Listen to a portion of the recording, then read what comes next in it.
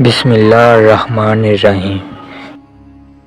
کیا آپ نے کبھی ایسے مذہب کے بارے میں سنا ہے جو حضرت آدم علیہ السلام، حضرت شیش علیہ السلام اور حضرت یحییٰ علیہ السلام کو اپنا نبی مانتا ہو، مگر اسلام، عیسائیت یا یہودیت سے الگ ہو؟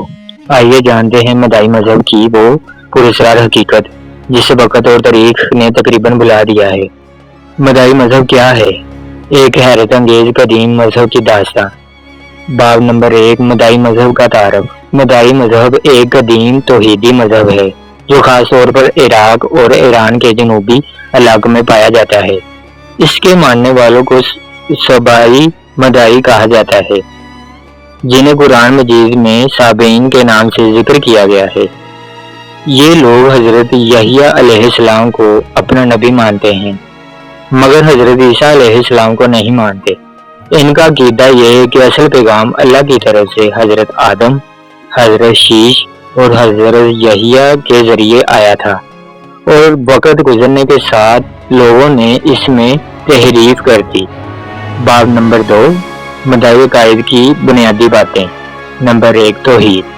یہ لوگ ایک خدا پر یقین رکھتے ہیں جسے وہ الحق نور یا خدائے الاعظم کہتے ہیں۔ یہ حضرت آدم علیہ السلام، حضرت شیش علیہ السلام، حضرت یحییٰ علیہ السلام کو نبی مانتے ہیں۔ نمبر 3، روحانیت۔ ان کے مذہب میں روشنی، نور اور تاریخی ظلمت کی جنگ کا تصور ہے۔ نمبر 4، پاکیزگی۔ روزانہ پانی میں غسل کرنا ان کے مذہب کا اہم حصہ ہے۔ باب نمبر 3، عبادت اور رسومات۔ مدعیوں کے اہم ترین عبادت پانی کے ذریعے تعمیر ہے، یہ روح کی پاکیزگی کے لیے کی جاتی ہے۔ ہر عبادت دریا یا بہتے پانی کے قریب کی جاتی ہے۔ وہ ہفتہ وار، ماہانہ اور سالانہ مخصوص غسل کرتے ہیں۔ ان کا مقدس دن اتوار ہوتا ہے اور ان کی عبادت میں چراغ، پانی اور مقدس کلمات کا خاص استعمال ہوتا ہے۔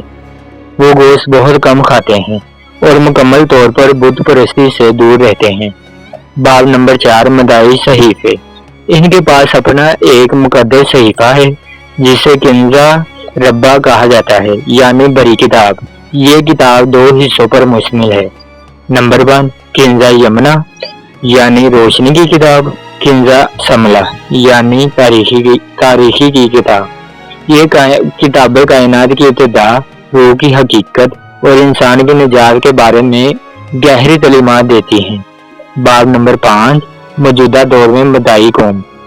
آج کے دور میں مدعی قوم کی تعداد بہت کم رہ گئی ہے، تقریباً 70,000 کے لگ بھگ۔ زیادہ تر عراق، ایران، امریکہ اور یورپ کے چند علاقوں میں مقیم ہے۔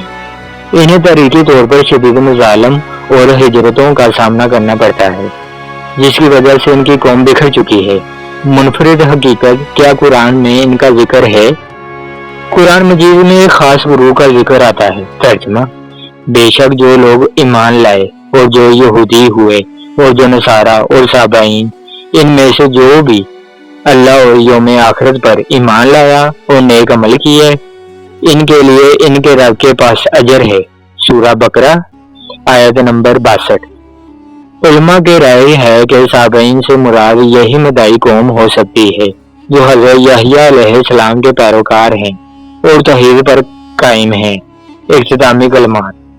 مدعی مذہب ایک روحانی، پرانا اور پوشیدہ مذہب ہے جو انسانی تاریخ کی کتاب میں ایک نایاب باب کی مانند ہے۔ ان کا پیغام ہمیں یہ سکھاتا ہے کہ نور کی تلاش، روح کی پاکیزگی اور سچ کی جستجو وہ اقتدار ہے جو ہر دور اور ہر مذہب میں موجود رہی ہے۔ اگر آپ کو یہ حیرت انگیز دینی راز پسند آیا ہو تو اسے ضرور شیئر کریں، کیونکہ علم بانٹنے سے بڑھتا ہے اور سچ ہمیشہ روشنی لاتا ہے۔ اپنا خیال رکھیں، ملتے ہیں اگلی ویڈیو میں۔ خدا حافظ۔